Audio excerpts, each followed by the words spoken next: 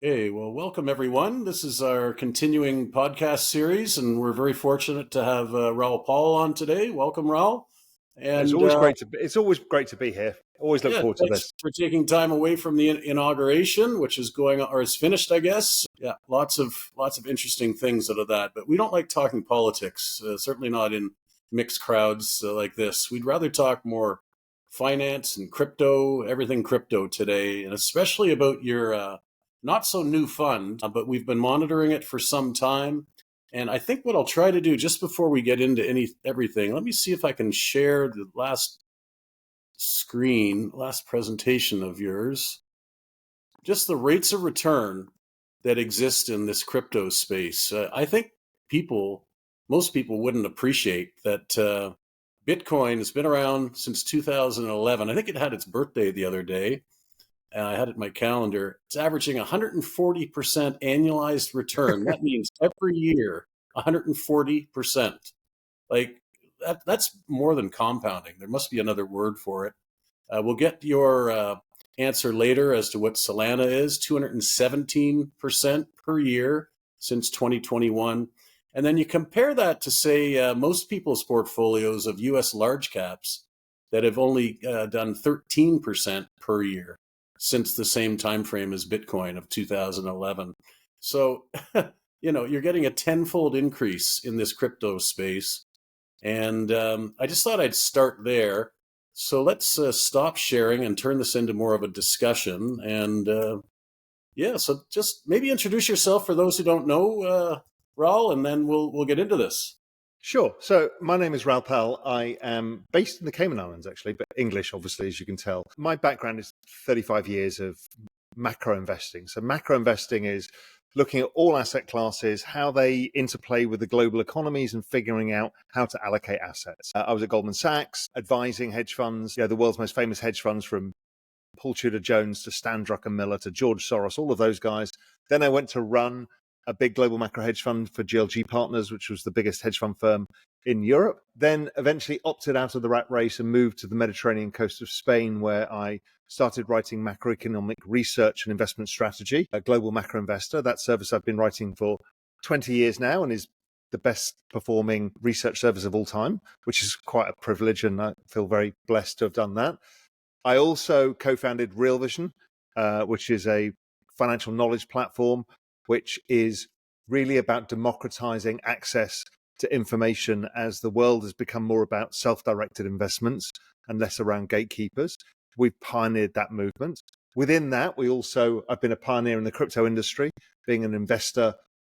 First, when Bitcoin was $200 back in 2013, I wrote the first ever macro strategy piece on how to value Bitcoin back in 2013, and been involved ever since. With Real Vision, we've taken many, many people down that journey, millions of people down the journey of discovering this incredibly powerful new asset.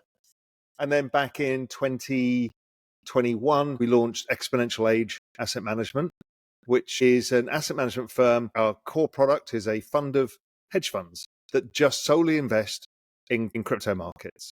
So their job, because it's a very complicated world out there, and there's thousands and tens of thousands of different tokens, and it looks very confusing for everybody, including myself. We don't have the time. It's okay. We can all hold a bit of Bitcoin, a bit of Ethereum, whatever. There's ETFs for that. But really, it's capturing what's this massive adoption of the technology in the space. And so I found that the best answer for my own capital was to give it to a bunch of hedge funds whose job is 24 hours a day to monitor my capital and find the opportunities.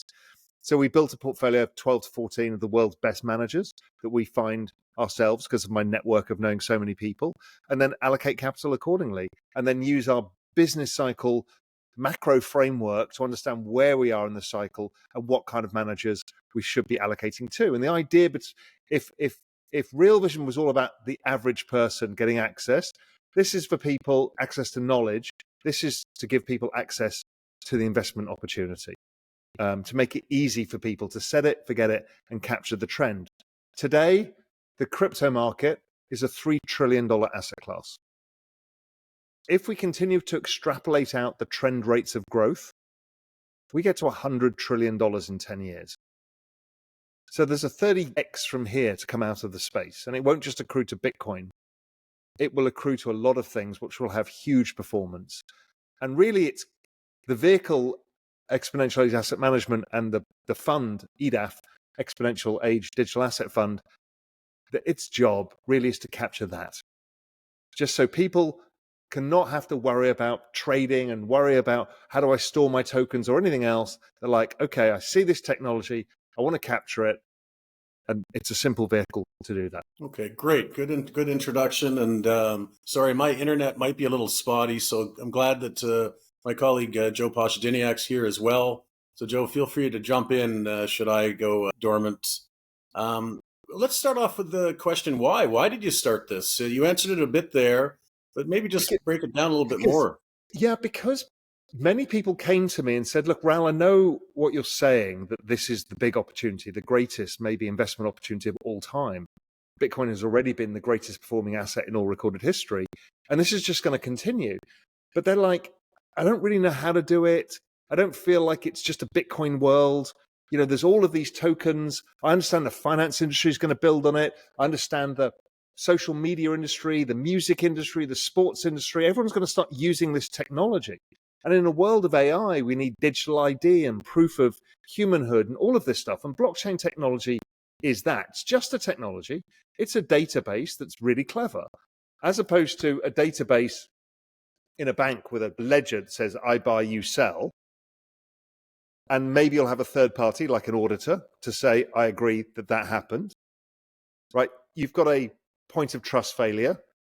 In blockchain technology, what you do is millions of computers or thousands of computers confirm that this transaction is correct. So you have what's known as digital proof. And that can apply to anything. It's not just Bitcoin or money. There's so many things. In fact, everything we do is a contract. And literally every single thing. Me turning up today is a contract. You know, it was via email. It's not a value exchange, but it's a house, it's a value exchange. Car, it's a value exchange.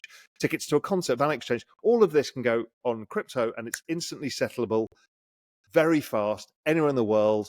It's high velocity of capital. So an amazing thing. So people say, okay, I get that, Raoul, but this is way too complicated. There's all of this technology. I don't understand technology. It's not my job, but I want to capture this trend. And it was a lot of family offices and high net worth individuals came to us and said, Raoul, what can I do? So I actually wrote an article about it. Say, listen, I've got the same problem. It's getting too complicated. I think the answer is a fund of funds. I'm investing in crypto hedge funds. And interesting enough, there was a wave of people wrote back from global macro investors saying, yes, please. And then a friend of mine who I've known for a long time said, and I will help you manage it. And that's John Pridgeon, who's my co-founder, who was ex-Soros, a lawyer, an accountant, and 30 years of the hedge fund industry, said, this is such a good idea, we just have to do it. So I had no excuses. So we did it, and it solves a big problem for people. It allows people to kind of set it and forget it, not look at the screen prices all day, which is very distracting with an asset that's so volatile. What you want is just to sleep at night. You understand there's a lot of volatility, but just with a long enough time horizon, you capture the kinds of returns that we've seen from Bitcoin over the years. Yeah, so that's a fund to fund. We're very familiar with our fund to fund, which is over 14 years old now, investing in alternative assets. Joe Poshadiniak runs that and spends 100% of his time on it.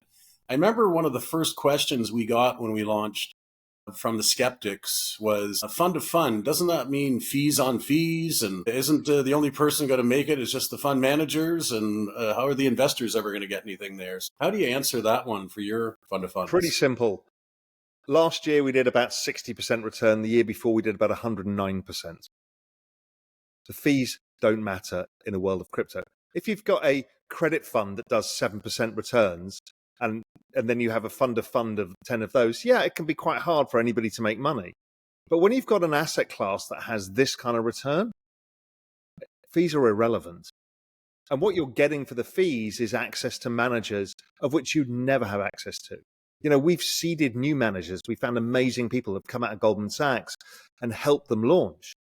And we kind of custody their assets, take the execution risk of investing in their business. So we've got the assets ourselves, but we can help encourage it. So what you're getting is the best group of people in the world to manage your money for you while you sleep. And the returns in crypto are so large that the net versus gross argument doesn't really matter. We also, because we find many new managers and we help them in their journey, we get discounted fees, and that helps as well. Good. Good. Well, I see you've got over a million followers on X, and you've used that platform quite effectively to locate these people, because some of them are probably just quiet and keep to themselves and want to do their own thing. That's right. I mean, I've used X to say, because I've got a big following in the crypto space, say, listen, if you've got a hedge fund and you're trying to raise assets, let us know. And we've probably spoken to 200 or 300 hedge funds and done due diligence on maybe 100, and then fine due diligence on maybe 50, of which we choose 14.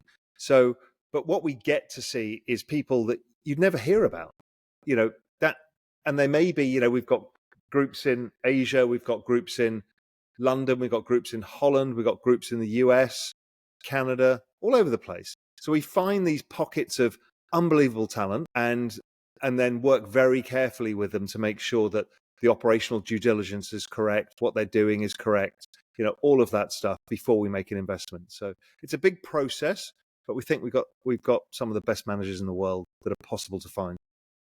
And can some of these managers, can they sort out the inefficiencies in the market, just like you would in any publicly traded market? Like, talk about the inefficiencies that might exist. Yeah, so the inefficiency, there's two levels of inefficiency here. Just at the top level, the hedge fund industry outside of crypto, the traditional alternatives, is a $4 trillion industry. So it's big. The crypto hedge fund industry is maybe 10 to $15 billion. It's minuscule. While the VC industry is very big in crypto, well, very big, bigger. It's like 60, $70 billion.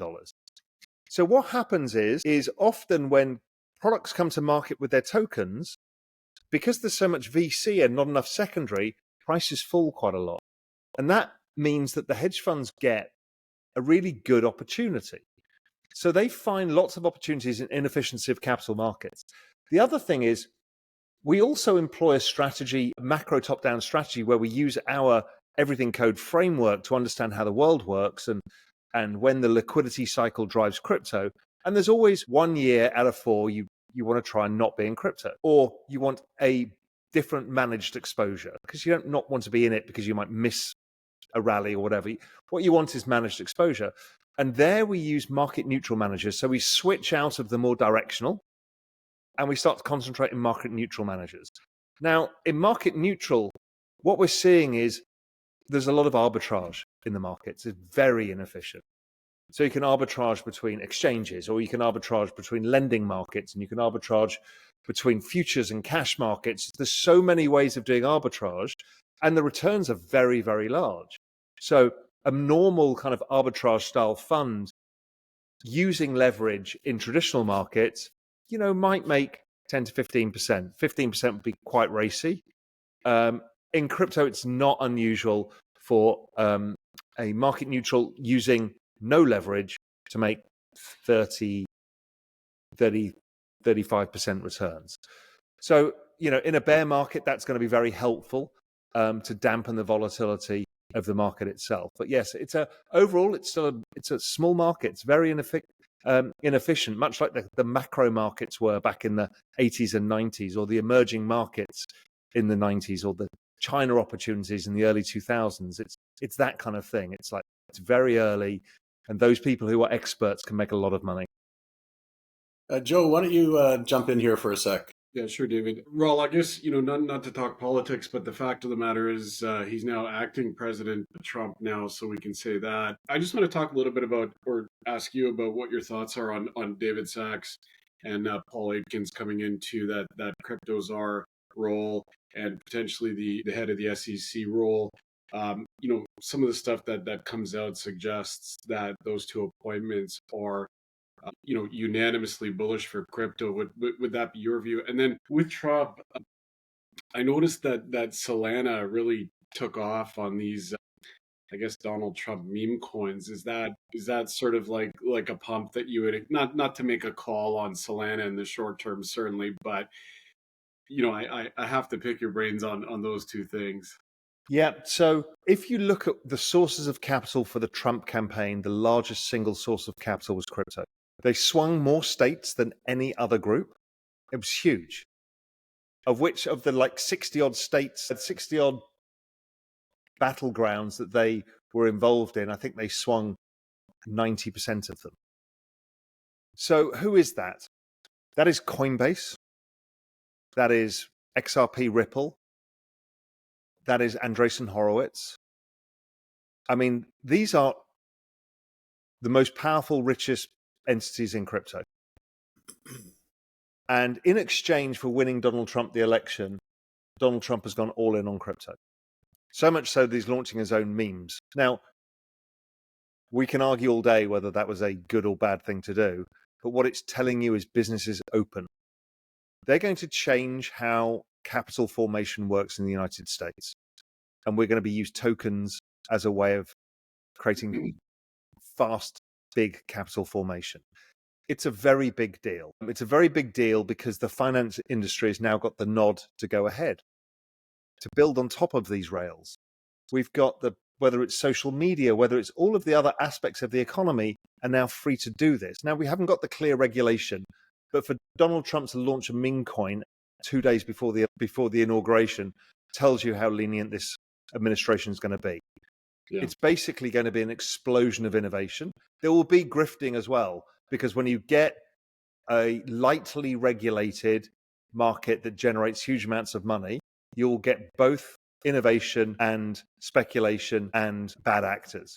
So, again, that's another reason why Exponential Age Digital Asset Fund works, because you're trying to filter out the complexities of this. Look, it tells me that we are going to see a lot that is very, very positive crypto in this space. I mean, essentially, it was a coup on the White House by the technologists.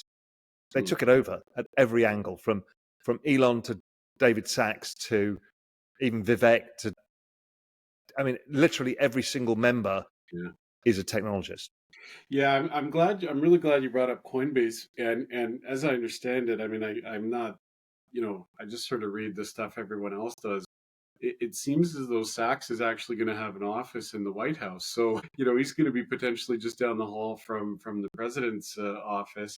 And, on Coinbase, I was watching a little bit of the inauguration, but like Brian Armstrong, I think, was there, and all of these supporters were there. It was like an inauguration, but it almost could have passed for like a crypto or a tech conference. So that's exactly right. I mean, Elon was there, Zuckerberg was there, Bezos was there, the head of Google was there, and then they had the crypto inauguration ball the other night, and that's Scott Bessent, who I know is the new Treasury Secretary. He's a Global Macro Investor subscriber, or used to be, was there hanging out with Brian Armstrong, with Michael Saylor, you name it. This is a extraordinary shift. I have never seen any.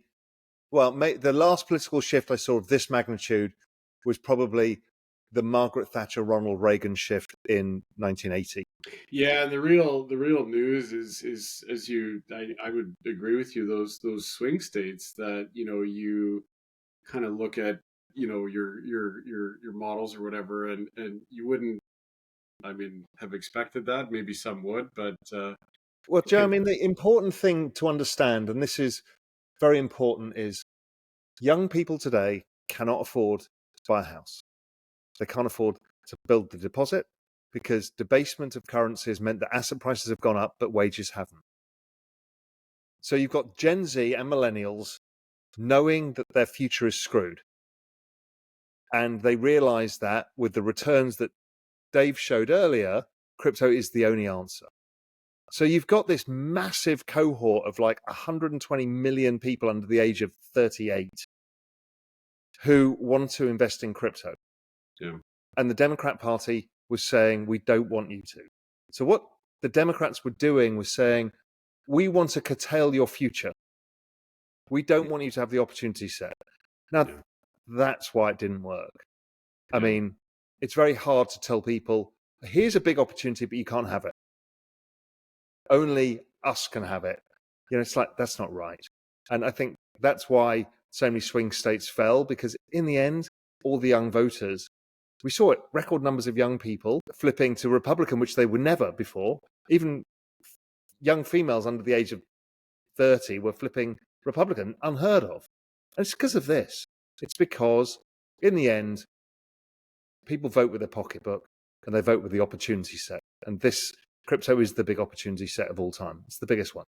Yeah, that's a really interesting point, and a really good one. One final question from myself before I pass back to Ken and Dave is like, is it because sometimes a lot of these stories are more, kind of Latin America or Brazil in nature, and the way I understand it is Brazil is looking to essentially institute controls over their supply chain through the blockchain. Is this the United States really trying to get a better grasp of their own supply chain, or is it not really that? We don't know yet. But if you have better regulation, because there will be regulation, but better regulation, the number of innovative use cases you could use for blockchain is vast. I mean, like one of the investors actually in EDAF is one of the heads of commodity trading for Louis Dreyfus, the soft commodities firm in Switzerland. And she said, I asked her, I said, why don't you guys use blockchain? She goes, oh no, all of the soft commodity trading houses have been using blockchain since like 2018. I'm like, doing what? She said, if you think about it, we're moving physical goods around the world, in this case, cocoa, let's say. We have a certificate that says this is quality cocoa that's come from this particular farm. And there's a bill of shipping. There is a letter of credit. There's all of these contracts that when you're dealing with African countries, etc., you're moving it around. It's complex. So she said, we all decided to settle and do everything on blockchain. So all of these guys move around soft commodities around the world using blockchain for instantaneous settlement and proof of product. I mean, it's coming. There's that whole like ESG compliance is like you get gold or cocoa from somewhere. I think from a coffee perspective, Brazil is still the world's leader. But let's talk about gold for a second, right? I think a lot of investors might not appreciate their gold coming from part of the world where maybe human rights are not so strong, environmental rules are not so strong. They might appreciate hearing that their gold came from a place like Canada as an example, and so the blockchain can do that very, very easily. Yeah, it's same with wine, where you've got big issue with authenticity, and wine over time gets more and more valuable if it's high quality wine. And there's a lot of fraud because high quality goods end up with fraud, expensive goods. So I've been involved in a project which is tokenizing fine wines. So it's art, fine wine, all of these things of value, where it can move around and it gets lost for periods of time because it's in storage somewhere. Well, blockchain helps with all of that. Or high velocity goods like money, or commodities like cocoa or coffee.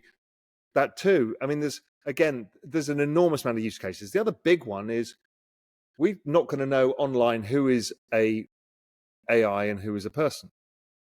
So we need to prove who we are. And blockchain does that really well. Yeah, I'll jump in now that we're getting into the weeds, because this hopefully the people listening will want us to get more into the weeds. One subject that's bothered me for a long period of time is in the stock trading business for small and microcap stocks, naked short selling.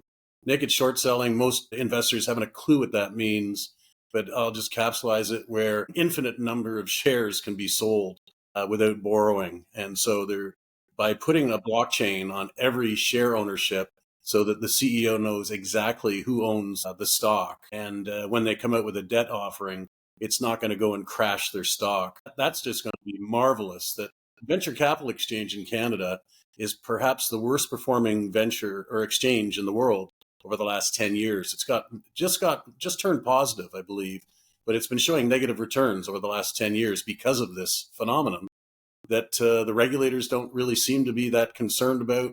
Well, now the CEOs aren't just going to be drawing a paycheck.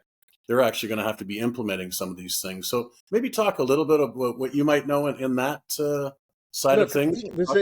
For people to really understand it, cast your minds back to 2008. 2008, Lehman goes bust. Big giant bank. And everyone thinks, well, I'll just get a claim because I got Lehman debt or whatever. And so I'll just get the assets against it. And suddenly they find, oh no, all of those assets were lent out like 32 times. So I get 1/32 of what I'm thinking I'm going to get. Right? This is the rehypothecation of collateral. It's everywhere. It happens in the housing market, happens everywhere. And in the end, you don't know who owns what. Blockchain changes that entirely. You don't pool it all. You see exactly who owns what collateral and when. It would even stop a run on the banking system because you can, in real time, see the value of the collateral, who owns it, how secure it is, things like that.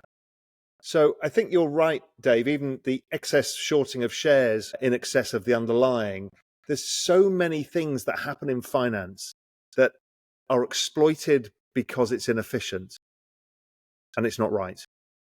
And it's not the professionals who get hit by it, it's the retail investor. The other thing is how much capital is locked in the system from just not settling trades. You know, T+2, T+3, all of this. Hundreds of billions of dollars slosh around every day, and the banks actually earn interest on it, but we don't get it, right? And with blockchain settlement, it'll go to instantaneous. You know, anybody who's bought anything on the blockchain knows it settles in seconds, and so that gets rid of all of that. The other one of where it really makes a difference is, like, I get my hair cut by a Filipino guy in the Cayman Islands. He's a big crypto fanatic. I'm like, why are you a crypto fanatic? He's like, oh, because I send money home to my family in crypto, in stable coins. I said, why do you do that? He goes, well, Western Union, it would cost me about 30%. And in this, it costs me nothing. And I can be on the phone to my mum and say, did you get it? She goes, yep, there it is. He said, that's an extraordinary thing. And people forget that. You know, we take it for granted, but, you know, you try making like a friend of mine, I'd been on a rally, and this is a slightly adjunct story, but interesting. I've been on an expedition in Zambia, driving off-road and camping in the middle of nowhere.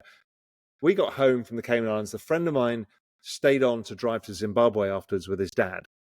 We got a message to say, we're in trouble. We've been bitten by tsetse flies and have sleeping sickness, and there's no medicine. We might die. It's like, okay, great. This is a Friday night in the Cayman Islands, and we have to send instant money to South Africa to charter a plane and to get him into the hospital. Problem is, can't send money. South Africa's got pretty much a closed economy when it comes to capital controls. The banking system from the Cayman Islands is a bit slow. To send it by South Africa, it would have taken 4 days, and they would have died. And the answer was, find somebody in South Africa who'll take crypto and send them an instant payment, 1 second, and you can sort it out. It's so game-changing. People don't really understand it because it all gets wrapped up in just being Bitcoin, but it's so much bigger than that. It's basically the infrastructure layer to the internet to move value around and record value. It's funny. That's a really interesting story, and especially it would turned out to be true too, because you always find a lot of scams can go on there too that people get picked off on. We've got a new thing in our real estate fund. It's just a small income property in the Bahamas, and trying to get money to the two caretakers there, it's impossible. I guess the Bahamas is shut down because of money laundering and that, so getting money in and out. Do you have a coin or something that works very well, keeping U.S. No, dollar? it's actually a problem because I live in the Cayman Islands, which is a tax-free jurisdiction. It's like the premium tax-free jurisdiction. We report everything to every government. You know, it's very above board. It's very difficult to take crypto out, which is another reason why a fund works a lot better, because I can't take my crypto out because the banks won't allow me to accept crypto funds. And it's not because they don't like crypto. It's they don't know how to do KYC and AML on crypto money. Otherwise, they would just, let's say I'd redeemed from one of your funds, I bring the money back. They would say, well, what is this? You would send a note saying, yes, here's who invested in our fund, and this is where the source of funds came from. You can't do it with crypto. So they won't take it. So, and that's the problem they're having in the Bahamas as well, is you can't send them crypto because they can't take it out unless you can pay in crypto for something else. The US is easier, but still it has not been easy. Canada's been relatively okay, but not brilliant. It's always been difficult, and so it does change. But this is also one of the reasons why the fund of fund works, because if you do make a lot of money in crypto and your investment goes up, 10x over 5 years, and you try and bring that money back, and your bank goes, if it was in Bitcoin, your bank's like, well, where did this come from? Crypto, well, we won't accept it. But if it's from a fund that's KYC and AML, then you can bring it back in easily. So it's another advantage of the fund. That's really good to know. But going back to your friend in Zimbabwe and Zambia, how did they turn it into currency to pay for all the things they needed? But because the guy we sent it to likes crypto, because South African currency is generally weak, so he keeps crypto. So he just had money in his bank account, so he managed to just front the money to the hospital to pay the upfront bills. If not, we couldn't do it. But South Africa's relatively open to crypto. It's a very vibrant place for crypto, so you can get it out from the banking system, etc. So it's one of the least restricted countries when it comes to that, bringing money into the country. Well, just maybe quickly on money laundering, because Toronto Dominion Bank late last year got sort of the mother of all fines for money laundering. The European Banking Authority put out a report a couple of days ago saying that vulnerabilities still exist, particularly as it pertains to the blockchain and cryptocurrencies being used for money laundering. How do you feel about that? I mean, is it more than it was a couple of years ago? Is it less? Are the controls better? Because the reason why I ask is there's some people, it's a shrinking pool of people, but there's some people that still are concerned about this issue. From what I know from experts who analyze the space, we think it's less than 0.1%. Now, is there bad money that moves around? Russian money, whatever it may be, Iran's money? Of course. Same with US dollars cash, same with euros, same with all of these things. Same in art, wine, physical metals, really huge. Send copper from one place to another is a nice way of getting around all sorts of things. So it is one of the smaller ones because it's recorded, while inventories of copper and false invoicing and all of the other ways of doing it are miles large. And to the people that take this is sort of a front for money laundering. It's like, well, talk to any credit card CEO about credit card fraud, and you could put like 3 extra zeros behind that number. That's right. And also, in the end, blockchain is open. Everyone can see it. Everyone can see every transaction. Now, we already know that the FBI, using AI technologies and other pattern matching stuff, can figure out the flow of capital in blockchain. So it's not a secrecy platform, it's an efficiency platform. The secrecy element, of I can move money around because I'm a gun runner, is just not really possible without it being spotted. US dollar cash, impossible to spot. Yeah. You've obviously educated yourself by just working in the space. What, for people new to it and our clients and other investors, where can they go to become educated? Is there any book that you recommend? Anything like that? No, because it's moving so fast that every book is out of date. There is, you can start with a book called, no, I wouldn't go with books. They're all out of date. There are some good quality podcasts. I mean, I try and do one. So via Real Vision, I have a whole host of podcasts. Things like, I did an interview with Stephen Bartlett, who's the second largest podcast in the world, A Diary of a CEO, where he did a really good job of asking me the basic questions. So that's a great place. So if you look at Raoul Pal, Diary of a CEO, it's either on my YouTube channel or on Real Vision itself. And then I think on Real Vision itself, of which many of your clients are aware of, it's a trusted source of information. And it's a broad source. It's not just me telling you, it's all sorts of experts. And I think that's a great place to start. And it's free to join, realvision.com/join. And it will help you in this journey of understanding that. But that Stephen Bartlett podcast is probably ground zero for most people. Okay. We'll highlight that when we write up this podcast. What's the most interesting strategy you see in the crypto hedge fund space? It's interesting because it's a real diversity. Some are really long-term buy and hold, and others are more active traders. Some are super active. We've got some who are trading thousands of tokens a day or thousands of trades a day. Others that barely ever trade.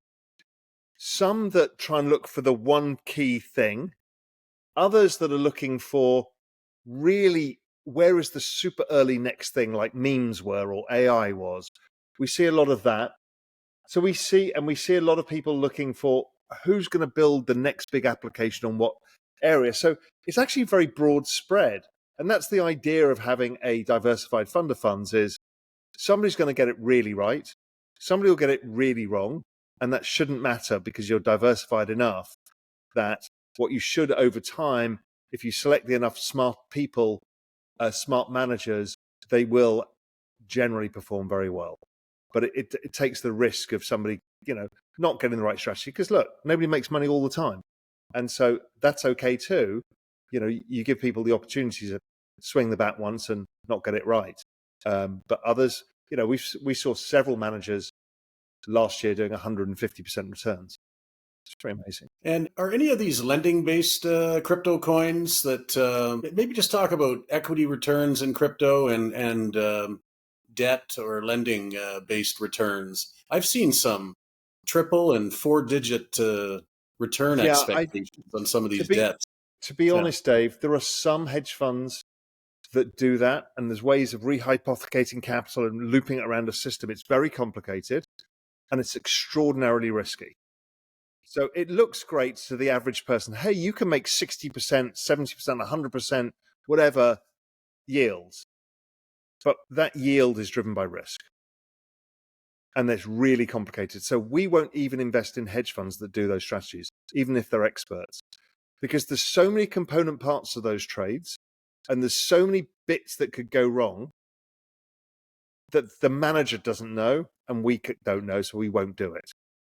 Now, straightforward lending, borrowing, that's fine. But it's the really complicated, hey, I'm generating equity-like returns from lending. There's risk you don't understand.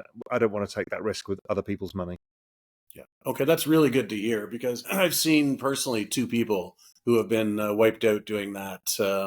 Getting caught up at one in particular, the gentleman's son sold his house and put the proceeds into these type of coins. And I warned him that this is not going to work out because as we all know, there's no such thing as a free lunch, even in this new space. No, it's like, at this basic level, you and I might talk about, Bitcoin's at 140% returns. There's 80% drawdowns in that. Right? There is no such thing as a free lunch. You have to learn to hold a large drawdown in crypto to make the compounded returns. And as you say, with the credit markets, there is definitely no such thing as a free lunch. There never has been. And every time something is too good to be true in credit, it blows up. For sure. Joe, I'm running a little bit low. There's lots and lots of questions, but I'm running low on macro here. Joe, do you have anything else you want to add? No, I mean, I guess in our industry, and David, you kind of touched upon it, there's asset tokenization going on for firms like ours, right? Like servicing high net worth investors and that sort of thing. And it's a growth area for the firms, but also the investors. So I kind of like that dual, I believe in this. I think this is beyond the proof of concept, well beyond that. I kind of think that there was a little bit of excitement kind of leading into the U.S. election, and we'll kind of see how this year goes. But no, one thing, Joe, is 4 years into the future, your product offerings will be tokenized. The Exponential Age Digital Asset Fund will be tokenized. Real Vision will be crowdsourcing capital formation and creating crowdsourced tokenized asset management. Right, this is where the world is going. So I always think like you're an asset manager, I'm an asset manager. The best thing to do is disrupt ourselves. You've got to invest in how you're going to be disrupted. And that's my belief in investing in AI and technology, which I know you guys do, and invest in crypto is you're investing in the threat to your own businesses or the ability to change your business even for the better. It's such a good way of doing it. It's better than saying, well, I don't want that to happen. Yeah. I mean, that doesn't help anybody. Saying you don't want it to happen doesn't mean it's not going to happen. It will happen and you'll just be angry about it. But if you make money, you'll be delighted. If you run a wealth management business, if you can make a fortune out of crypto investing, you can retire and then maybe you don't need to run a wealth management business. It's a big mindset shift once you realize the power of this asset class. It's extraordinary. It's hard.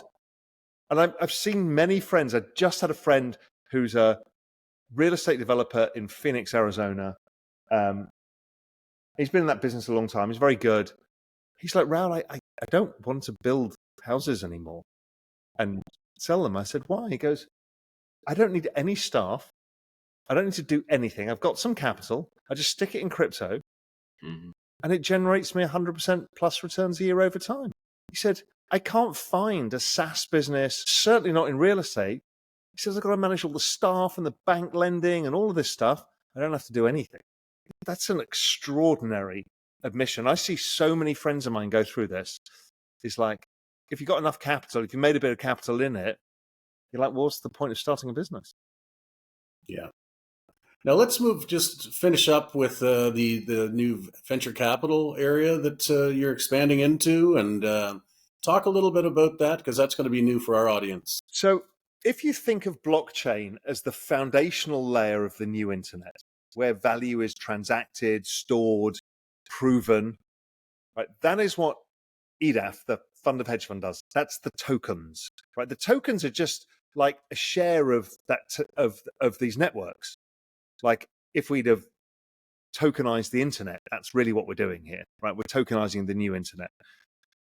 So that's that trend from 3 trillion to 100 trillion. That's what the fund of hedge funds does. The next layer is all the applications that are going to get built on this. The applications are the borrowing business, the lending businesses, the tokenization of culture, the tokenization of real world assets, all of the things, gaming, all of the things that are going to get done, they're going to get done by venture capitalists funding it. And these are not liquid token businesses. Some come with tokens. So what we're doing is the same playbook. Is like, well, we've got the foundation layer, like the internet. Think of what happened after the internet was built. Google, Facebook, all of this was built on top. That's the capture here. And again, the best way to do it, find like 10, 12 of the best VCs in the world, early stage, who only focus on blockchain technology. And let's do it that way. It's just, again, we're just trying to keep it simple, stupid. We don't overcomplicate it. We don't have execution risk. We don't need to be the best performing hedge fund in the entire planet. We just need to capture this trend really well. And so I'm very excited about the launch of that product, which will be a little bit later, probably about mid-year. We'll launch that, and that should give us some great opportunities as well. So that's what I think. It's the internet layer, and then it's the business that got built on the internet. Both accrued massive amounts of value. Yeah, it really should be acknowledged as something called digital venture capital rather than just VC, because VC is already out there. We all already invest in venture capital, but it has nothing to do with the digital side of the equation that you're talking about. Now, what's interesting is because companies get a choice between equity and token, the velocity of capital formation is so fast that they can issue a token. The VC can de-risk their entire portfolio from a token issuance that they invested in 6 months prior. And then you've got the equity that has a longer duration. So it's a very attractive space because you get the twin benefits of equity plus token. So the returns can be extraordinary and the velocity of capital so much faster. So you can get money out really quick. And then you've still got the long tail of, hey, is this company going to build something really meaningful over an extended period of time? Okay, well, that's really good. Anything that you want to finish up with, Raoul? Any other, what else is in the offering? Do you have anything else cooking on the back burner? We will build out some other products over time, probably something in the growth VC side. So that's not very early stage, but mid stage, where companies have been de-risked. Returns aren't as high, but they're very interesting. And that suits a different type of investor. So we're looking at that as well. But really, we're just trying to focus on generating the best returns for our investors and capturing this big opportunity, because it's the biggest opportunity we've ever been given. You know, you guys have had some great ones in the past. I think Shopify was one of yours, stuff like that. Is, you know, it's the same idea. Is like, let's pick great secular trending themes and let's ride them and make some money. This is great. Well, Joe's going to be writing it up shortly for our year-end commentary. So Your XPAM, the cryptocurrency fund, will definitely be highlighted there. We'll have to be careful because we take care of retirees' money, and we don't want them to think we've jumped off the deep end here. We've done a very small initial investment with your group, and that will grow. But yeah, let's just keep communicating. Spoke to Pierre several times this morning, and you've got a really good partner and someone like that, and the other people you've surrounded yourselves with. Thank you. I appreciate it. I mean, that's the thing. When people think, well, what do I allocate to this? It's pretty simple. If you're under the age of 40, do whatever you want, right? It's risky. You know that, but you've got time to make money back so you can take the risk. If you're older, you really have to think, okay, I can see the opportunity, but what happens if something changes and we have a few bad years? And so what we've tended to find is that people start with something like a 5% allocation, maybe 2%. And what we've found is people over time get comfortable and they get larger. I mean, every single family office I've seen has gone from somebody trying to persuade the family office principal to do this and him saying no, to getting a 2% allocation. And then 3 years later, they're at 20%. But the thing is, dip your toe in, as other people say, get off zero, dip your toe in and see how it feels for you. One of the good things about a fund vehicle is you don't have to live with the volatility every day, which is really helpful, because if not, you get very distracted. Great. Well, thank you, everyone, for hopefully tuning in to the end so you didn't miss out on anything. We'd be happy to share the deck for what we've done for you here with Raoul and his group. Keep on plugging with Real Vision. I think that's just such a great vehicle. And while you were talking about education, I thought, maybe they should have some kind of a university of crypto built within Real Vision. We have. Oh, you have such a thing. Okay, yeah. Good. I should really pay closer attention. And, that's excellent. So, Ken, maybe we can kill the recording and then we can just say another goodbye to Raoul.